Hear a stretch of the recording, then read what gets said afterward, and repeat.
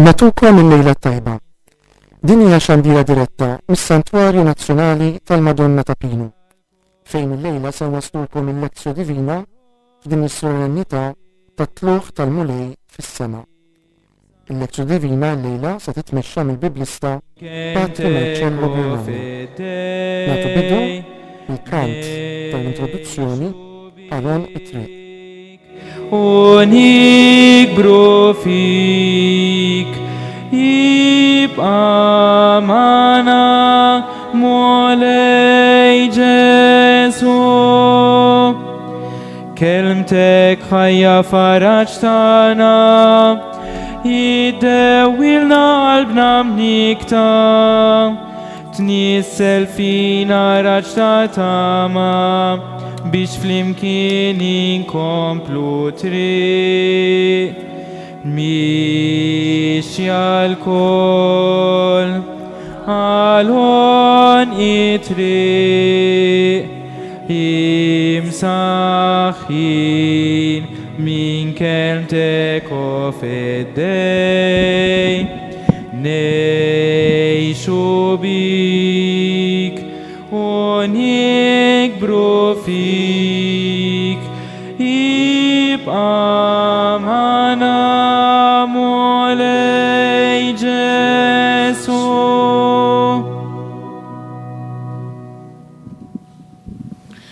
Fl-isem tal-Missier u tal-Iban u tal-Ispiritu Santu.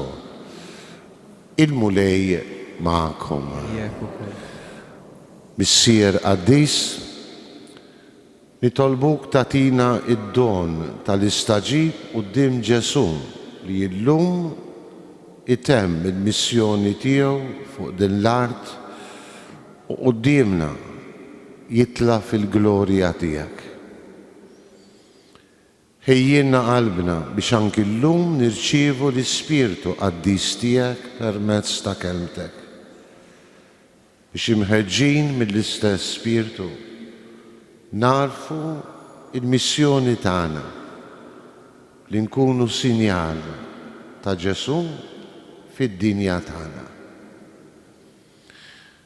Dan bil-qawwa tal-Ispiritu Santu. Dan nitolbuh bl-istess Kristu Sidna. Amen.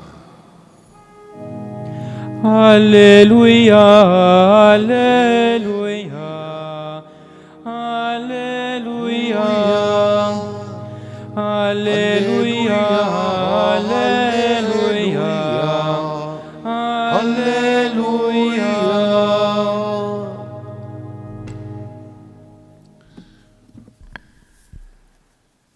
Qari mill-Evanġelju skont San Mark.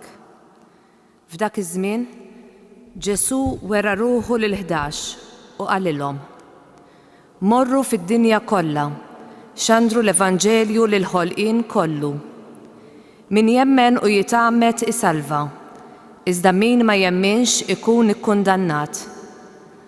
U dawn huma s-sinjali li jsieħbu lil dawk li jemmnu. F'ismi jkeċċu xjaten, jitkellmu bilsna ġodda, jaqbdu srieb b'idejhom, u jekk jixorbu xi xorb li jġib il-mewt ma jagħmlilhomx ħsara. Iqiegħdu jdejhom fuq il-morda u dawn ifiequ. U hekk il-mulej Ġesu wara li kellimhom kien imtella fis-sema u qagħad in-naħa tal-lemin ta' Alla. Huma mbagħad marru jippritkaw kullimkien. Il-mulej kien jaħdem magħhom u jwettaq il-kelma bil-mirakli li kienu jsiru magħha. Il-kelma tal-mulej. Tifħir lilek Kristu.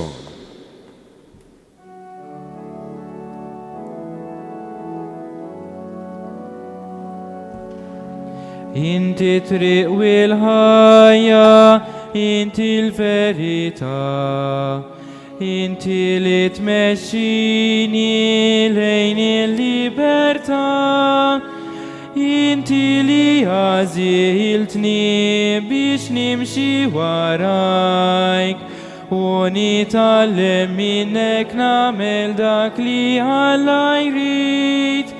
Rrit li tibqa' fija u jien nibqa' fik, ħalli nġorrok dejjem ġo fija. Inti kont l-għażiltni mhux għażiltek jien, ħtartni biex tibatni x'għandrek kullimkien. Fuq il-pala ta' jidejk ismi intnaqaxt, wetni li waħdi inti ma tħallini ħadd. Kemm il-darbejjej tuħrabt int ma tlaqtni qatt, u bqaj dejjem tiġri warajja. Ħeġġeġ int lil qalbi bħal ħoġġiġa nar, biex intir bil-ħeffa ma' sinjal ta' jdejk.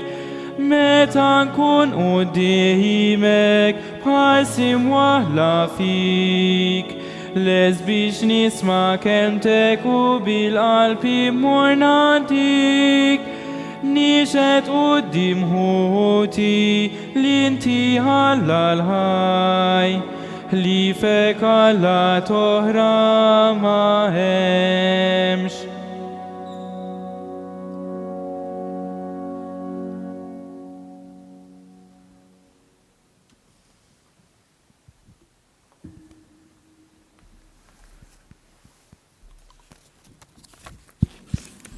Il-ħamis li għadda l-patrijiet tagħna ta' Ġerusalem jagħmlu l-pellegrinaġġ lejn l-għolja taż-Żebbuġ biex jiċċelebraw il-festa tal-Absi, il għaliex fid-djoċesi ta' Ġerusalem l-Absi għadu jiġi ċċelebrat il-ħamis. U forsi xi wħud minnkom kellkom ix-xorti li tmorru fl-Art Imqazza u tafu illi is-santwarju tatluħ il-mulej fis-sema mhux fidejna, imma fidejn familja Musulmana. Il-fdalijiet tas-santwarju tal-aħħar santwarju li bnew il-Kruċati sfortunatament mis-seklu 13 waqa' fidejn il-Musulmani li għal ħafna snin għamluh moskeja. Ovvjament illum m'għadux moskeja, imma għadu fidejn il-Musulmani, però aħna bħala pellegrini nistgħu immorru, ninvistaw, infakru dan il-misteru ta' tluħ il-mulej fis-sema. U skont l-status quo, aħna l-insara fil-festa tal-Absi għandna dritt li mmorru hemmhekk, intellaw tinda, nagħmlu lejl talb madwar l-hekk imsejħa edikola tal-Ascensjoni, u mbagħad filgħodu il-kustodju jew minfloku jagħmel il-pontifikal solenni ħansejħulu hekk tal-festa tal-Ascensjoni. Tgħiduli biex ġej il-lejla għax qed nidħak għaliex mhux l-ewwel darba li sakemm inkunu qed nistennew biex nidħlu f'din l-edikola ngħid xi ċajta lill-pellegrini biex nżommhom happy. U waħda mit-ċajtiet li ngħidilhom issa, ikun sabiħ, ikun għadu filgħodu kmieni għat 8 ta' filgħodu, 8 u nofs, ġeneralment dak il-ħin naslu. U jien ngħidilhom, ħudu nifs kbir il-ġewwa u għejduli x'intom ixxommu. U ħaġa tal-għaġeb tiskanta, kulħadd jibda jxomm l-emmulaw, u min jgħid li riħa ta' kamomilla, u min jgħid li riħa ta' narċis, u min jgħid li riħa ta' nċens, u min jgħid li riħa ta' ġiżi. U jien ngħidilhom xejn minn dan, hawn rieħa ta' pipi tal-ġemel. Il għaliex għal ħafna snin dal-Musulmani llum lek kienu jraqdu l-ġmla hemmhekk, u ovvjament insomma l-aroma tagħhom kont ixxomma jekk tarafa. Imma aħna ma nġbarniex il-lejla biex inxommu dak li m'għandniex bżonn inxommu, imma biex nieħdu xamma ta' dan il-Vanġelu qasir illi San Mark li bih jingħala ħankun preċiż il-Vanġelu skont San Marku li jirrakkonta dak li nsibu anki f'San Mattew, f'San Luqa u anki fil-ktieb tal-Atti tal-Apostli. Fil-Quddis tal-lum din il-ġrajja tiġi ripetuta darbtejn fil-liturġija, dak li jikteb Luqa fil-bidu tal-ktieb tal-Atti tal-Apostli u peress li qegħdin fis-sena is-sena ta' San Mark fil-Vanġelu għandna il-verżjoni ta' San Mark ta' tluq il-mulej fis-sema.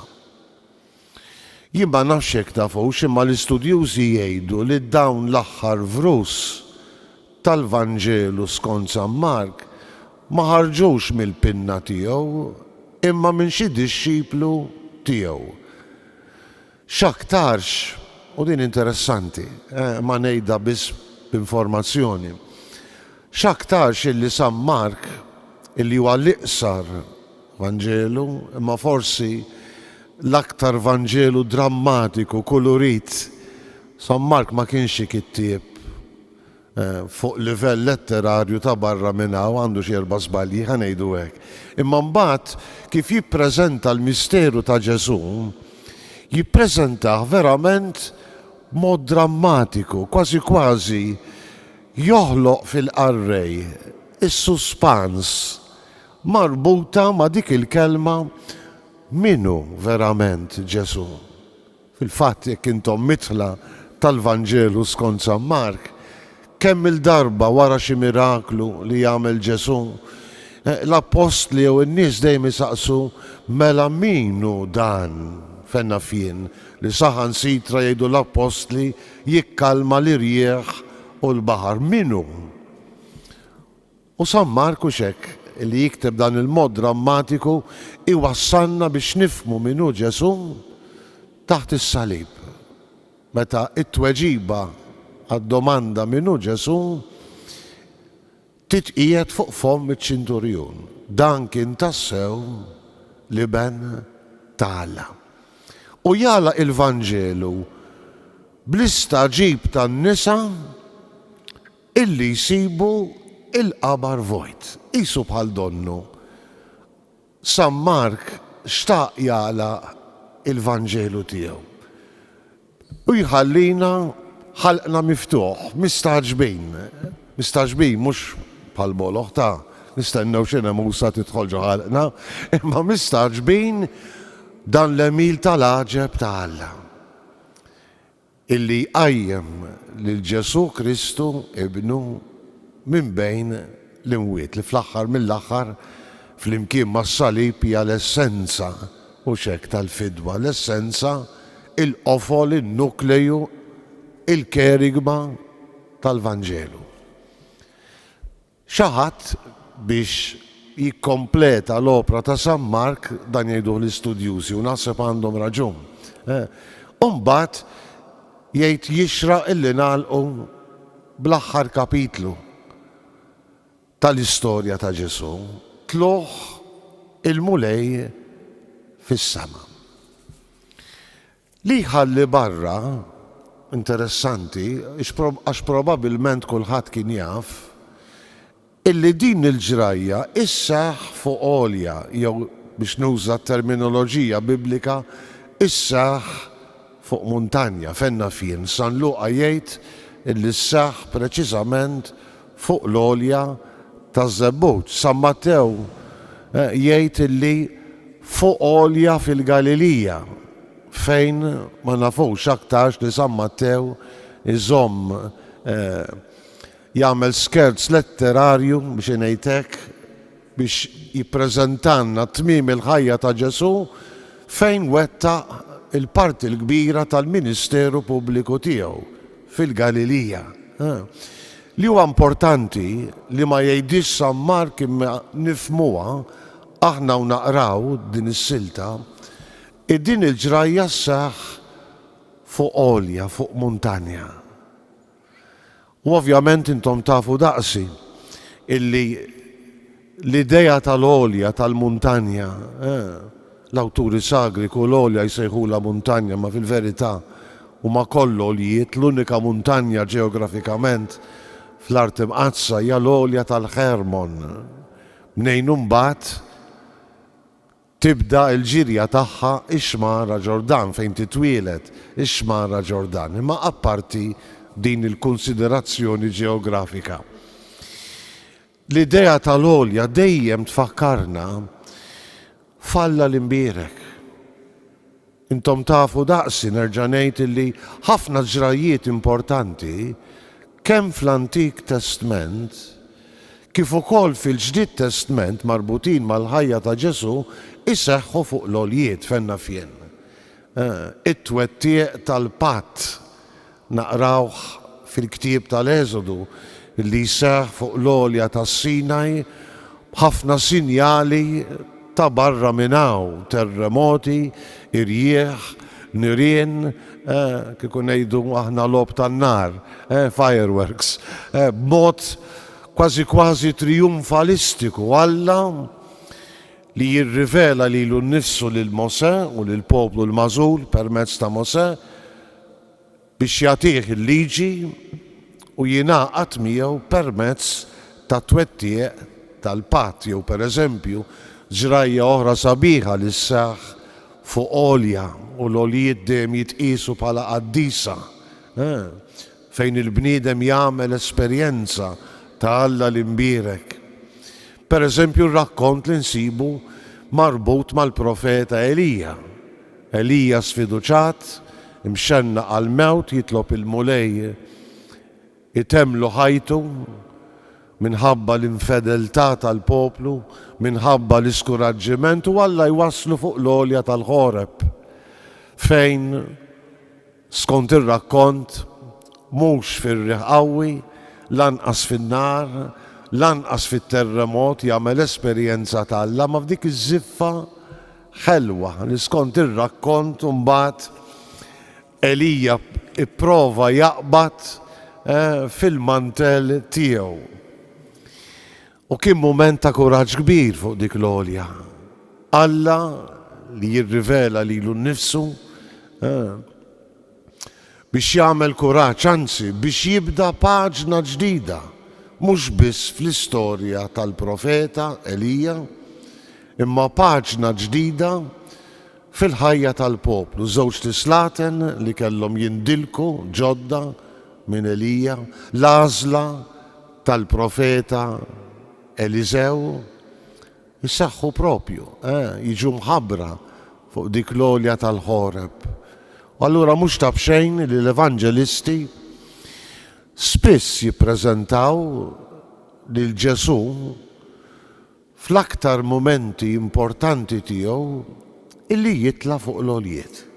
Fenna fien, Mosè l-ġdid fil-kuntest ta' San Mattew, Ġesu jitla' fuq l-għolja u jagħti l-liġi l-ġdida, id-diskors tal-muntanja, jew jekk irridu Ġesu li jitla' fuq l-għolja tat-Tabor. U hemmhekk Alla jirrivela lilu nnifsu fil-glorja ta' Ibnu. Is-sħaba kollha daw lil bies bojot. Il-kelma tal-Alla dan huwa Ibni il-maħtur isimgħu lilu l-għolja tal-Kalvarju illi ssir l-għolja tal-fidwa, l-għolja fejn Alla jirrivela l-estremità ta' mħabtu fis-salib ta' Ġesu. Allura nimmaġinaw jekk inqedu il-Vanġelu tal-lejla ta' San Mark fid-dawl taż-żewġ Vanġeli sinottiċi oħra u fid-dawl ta' dak li jikteb Luqa fil-bidu tal-Atti tal-Apostli, din il-ġrajja miżjuda minn xi dixxiplu ta' San Mark biex jalaqlu sewwa il-Vanġelu, hija dejjem kelma ispirata anki jekk miżjuda. Iġib lil Ġesu, nimmaġinaw lil Ġesu illi jtemm il-ħajja fuq din l-art, fuq din l-għolja.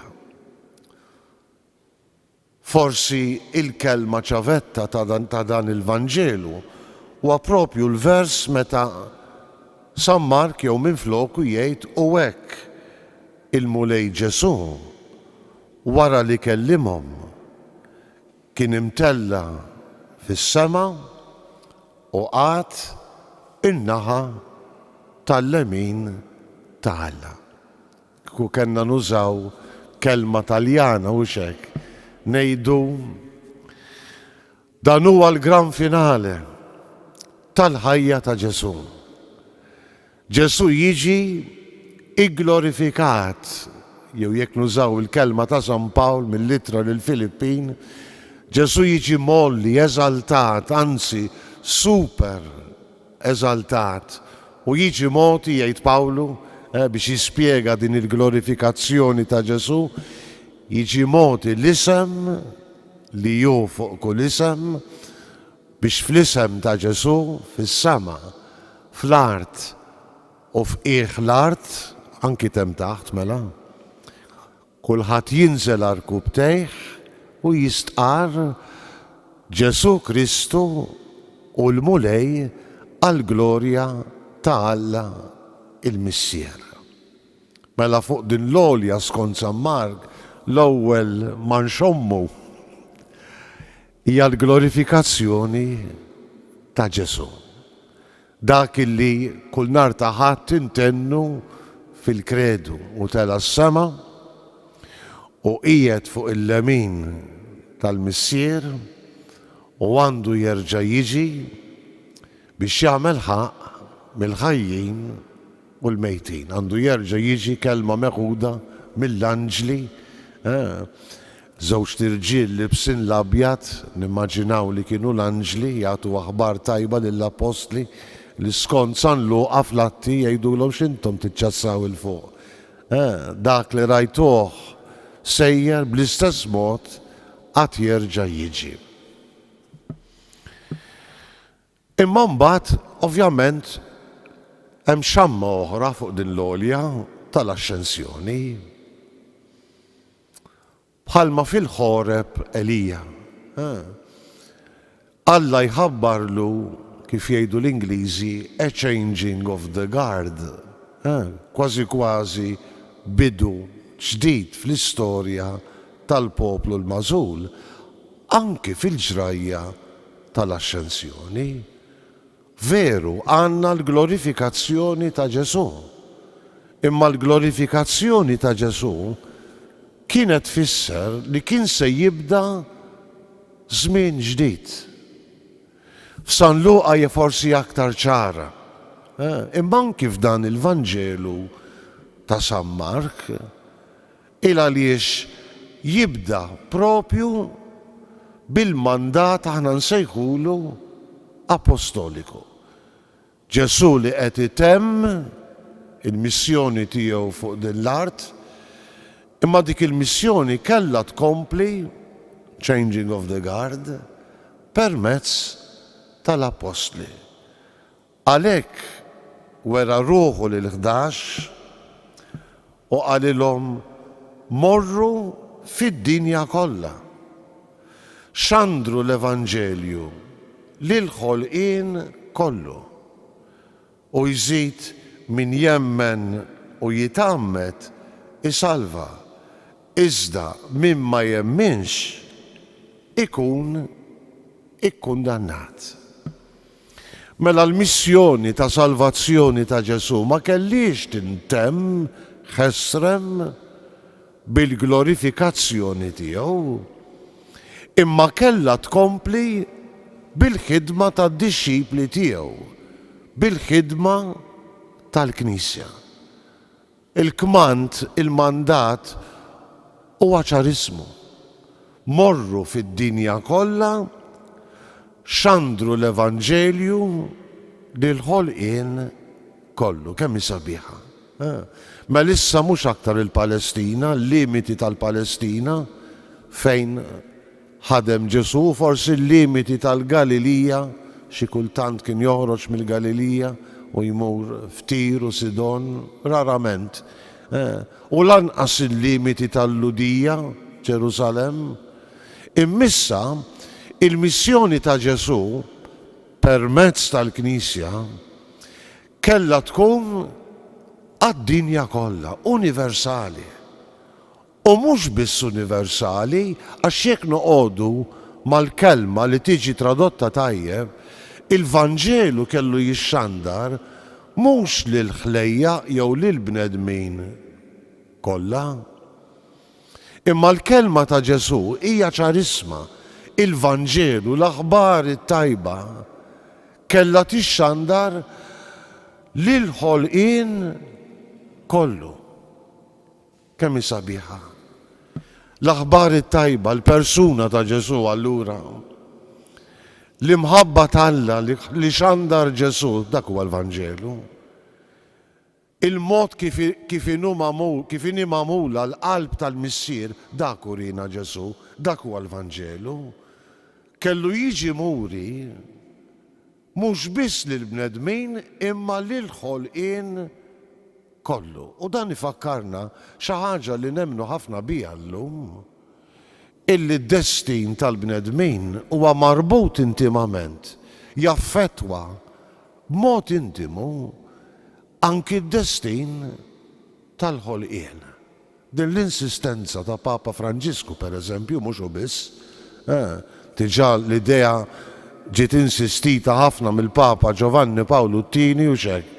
Meta tant snin ilu kien għamel il-San Franġisk patrun tal-ekoloġija. Forsi dak iż-żmien konna ngħidu ma dik ekoloġija x'inhi.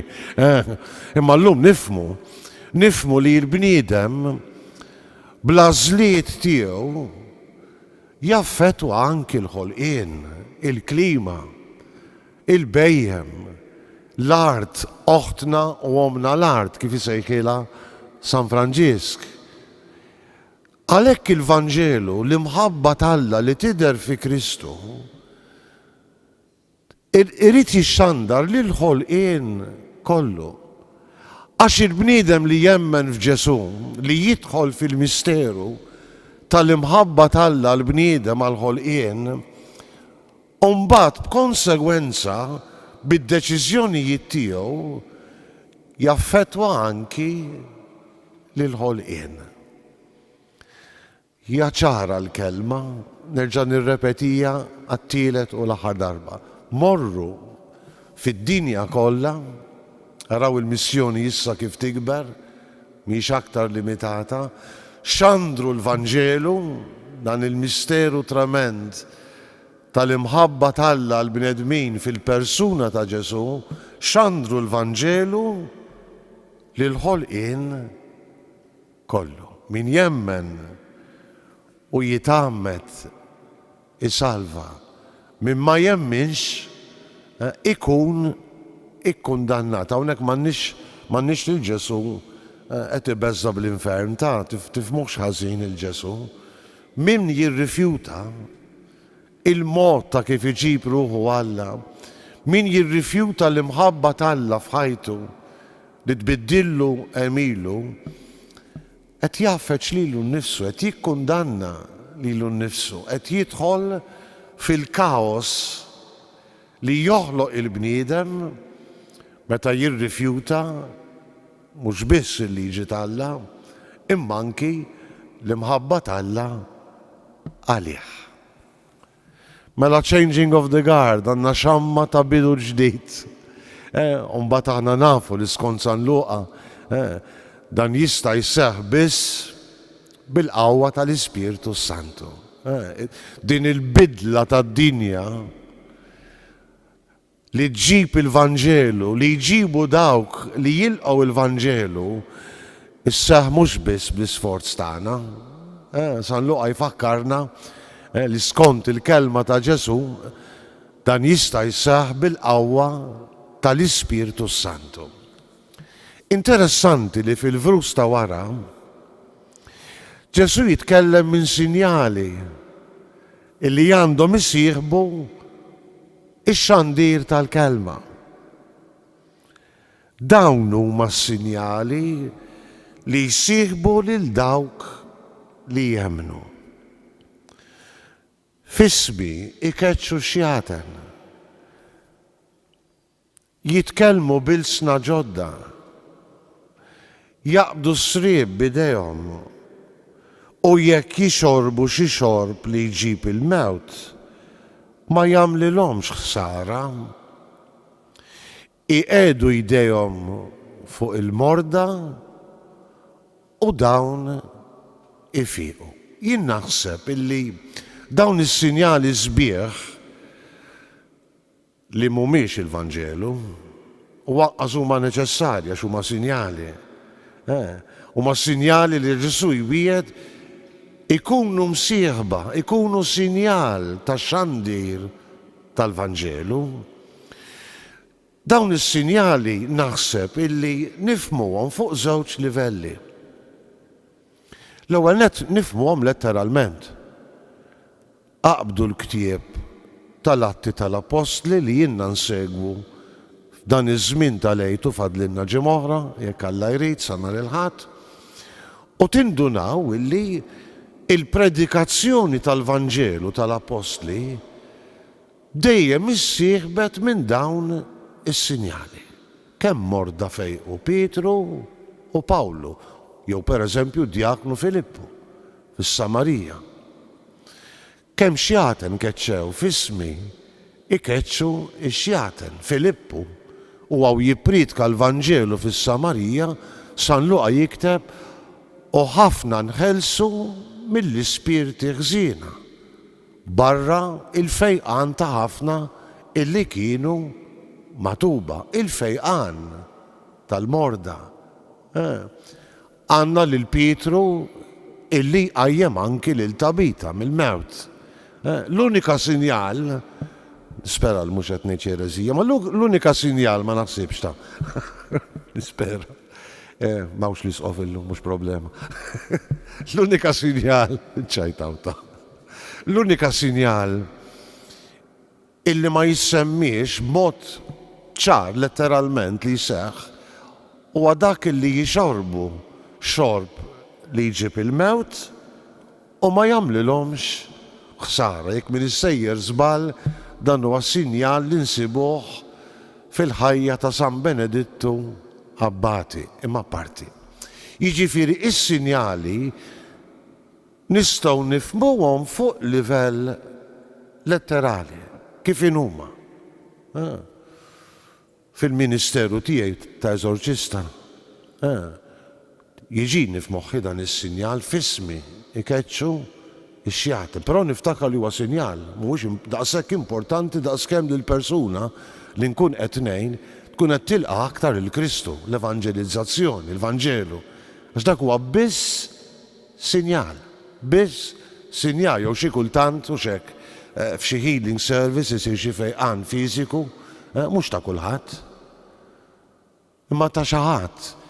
Għax dak ikun sinjal li juri illi hemm min f'dik l-assembleja li Kristu jkun preżenti fiha, hemm min qed jilqa' l-Vanġelu u l-mulej skont il-kelma tiegħu jagħti is-sinjal. Però ħafna ma jifhmuhomx biss fuq dan il-livell u naħseb hekk għandu jkun. Min hu trasformat mill-imħabba tal-Alla, mill-Vanġelu, ikeċċi x-xjaten tat-tentazzjonijiet, ix-xjaten tal-ħażen, jitkellem bil-sna ġodda, ma jitkellimx aktar bil-lingwaġġ tal-ejra, tal-mibeda, tal-vendetta pereżempju, ma jitkellem bil-lingwaġġ tal-imħabba. Il-velenu ma jemillux ħażin, imma mhux il-velenu fiżiku, imma l-velenu tal-kultura tagħna, il-velenu li xi kultant joħroġ minn ċertu siti tal-internet, minn ċertu siti ta' social media. Xi kultant huma velenużi fil-veru sens tal-kelma. In-nisrani min jilqa' l-Vanġelu ikun protett minn dawn l-affarijiet. Allura nistgħu nifhmu anki dawn is-sinjali f'dan is-sens. Imma ovvjament l-aktar ħaġa importanti hija huma sinjali li aħna committed, impenjati li ngħixu il-Vanġelu, li ta' kuljum nirċievu il-Vanġelu. Allura din hija it-tielet ċamma li hemm fuq l-għolja tatluq il-mulej fis-sema li min jilqa' l-Vanġelu, il-Vanġelu jitrasformah. jagħmlu bniedem ġdid. Jagħmlu bniedem minkejja d-dufija kollha tagħna skont il-qalb ta' Alla. L-aħħar xamma fuq l-għolja tal-ascensjoni, kemm hi sabiħa. L-aħħar kelma tal-Vanġelu hija l-aħħar vers li jissiġilla l-Vanġelu skont San Mark. Huma mbagħad marru jippritkaw kullimkien u l-mulej kien jaħdem magħhom u jwettaq il-kelma bil-mirakli li kienu jsiru magħha. Xi ġmiel. Jiġifieri dan il-gran finale illi jibda paġna ġdida fl-istorja tas-salvazzjoni ma teskludix il-preżenza ta' Ġesu. Ġesu ma telax fis-sema għala il-bibien u daqshekk m'għandux jaqsam aktar magħna. Xejn minn dan, għandna eku li Ġesu, għandna ċertezza, li Ġesu iwedna illi se jibqa' jaħdem magħna fir-rakkont tal-ascensjoni skont San Mattew. Meta Ġesu jistqar, ara jiena magħkom dejjem sal-aħħar ta' żmien. Kemm hi sabiħa. U din tiġi konfermata minn San Mark l-aħħar vers u l-mulej kien jaħdem magħhom u jwettaq il-kelma bil-mirakli li kienu jsiru magħha. Il-mulej jibqa' jaħdem fil-Knisja. Il-mulej jibqa' jsedda il-predikazzjoni tal-Knisja, ix-xhieda tagħna, x-xhieda tal-Knisja, bil-qawwa tal-Ispirtu Santu. Il-mulej iva ġi glorifikat, imma jibqa' magħna fil-kelma, jibqa' magħna fl-Ewkaristija, jibqa' jseddaq bil-preżenza tiegħu il-predikazzjoni tal-Knisja, jimxi magħna fit-triq fil-pellegrinaġġ tal-ħajja ta' kuljum tagħna. Araw kemm tagħmlilna kuraġġ għandna l-eżaltazzjoni iva ta' Ġesu, nerġa' nirrepeti, għandna paġna ġdida li tibda u li mbagħad tibda b'qawwa bil-Pentekoste, bil-qawwa tal-Ispirtu Santu, imma għandna ċertezza li l-mulej Ġesu kien mal-apostli u ma jxandru l-Vanġelu u baqa' magħhom fil-Knisja u magħna anki issa iseddaq il-kelma tiegħu bil-mirakli li jsiru magħha. Forsi tgħiduli fejn huma l-mirakli. Kemm mirakli jsiru fl-intimità tagħna, kemm mirakli jsiru, dawn ma jiġux ikkatalogati imma kemm l-imħabba ta' Kristu xi kultant tbiddel lilna, tbiddel persuni, tbiddel ċirkustanzi. Huwa magħna u qed iseddaq il-kelma mxandra, ix-xhieda tagħna u tal-Knisja, anki bis-sinjali u l-mirakli li jagħmel magħha. Issa ħudu nifs il-ġewwa u għajdulu x'intom ix-xommu. Hemm xamma ta' glorja tal-mulej Ġesu eżaltat li jsir bidu u tmiem tal-fidi tagħna. Hemm xamma ta' din il-paġna ġdida li baqgħet dejjem ġdida x'il-Knisja tibqa' tilqa' l-isfidi ġodda biex tippriedka il-Vanġelu. Nibqgħu nilqgħu aħna fiċ-ċokon tagħna l-isfidi xi kultant mhux faċli li nagħtu xhieda tal-imħabba t'Alla illi ġennitna fil-persuna ta' Kristu Ġesu. Awrieħa ta' xhieda illi mhix sforz tagħna imma sforz l-Ispirtu Santu li jagħmar fina u li jekk Alla jrid fi ftit iem oħra sejrin nirċievu bil-qawwa tremenda tiegħu fil-Pentekosta.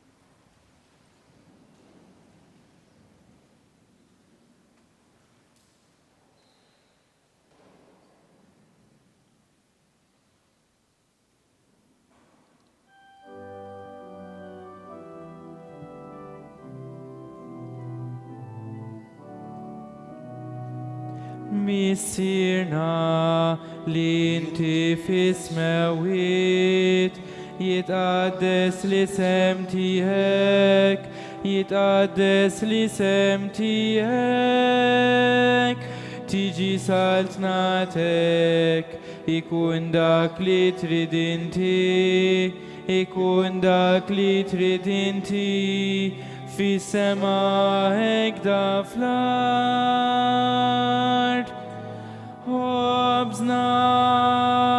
خبزنا تاكل يوم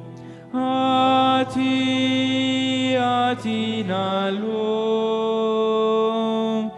اغفر لنا ذنوبنا اغفر لنا ذنوبنا palma الكل نغفرو للمين هاتيها لينا لا تدهلنيش فلبدا تجريب ازدهلسنا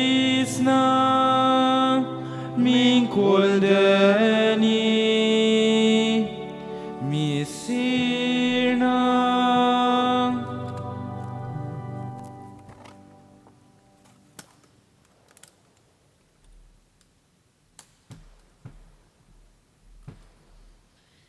Il-mulej ma'kom. Iberikkom. Alla li jista kollox. Il-Missier, l-Iban u l-Ispiritu Santu. Morru fil-paċi ta' Kristu. inroddu ħajr lil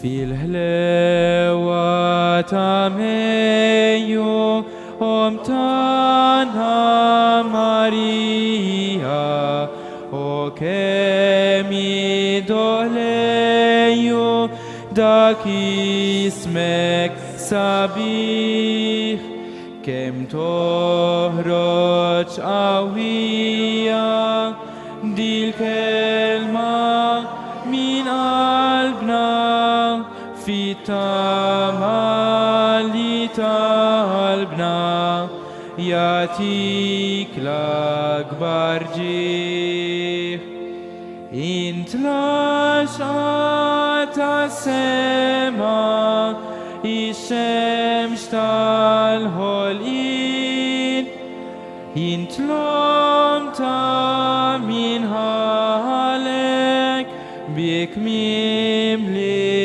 kull żmien jekk tiftaħ fil-ġonna il-warda Maltija tfakkarno Madonna fil-lewn ta' ħaddejn jekk titħaq id-dija tal-kwike pirzina tfakkarno ħanina fil-ħarsa tajnejk intlaxqa tas-sema ix-xemx tal-ħolien intlom ta' minħalek bik mimli kol żmien min dejjem bintalla nadifa mil-ħtija infrisht bħal awsalla fuq ras il-bnedmin intftaħtu Marija lejjun ta' kull ħnienha fuq l-aħwa ħosbin. Il-lezzju divina għal-festa ta' tluħ fis-sema tal-Munej. Din tmexxiet minn Patri Marcello Ghirlando Franġiskan.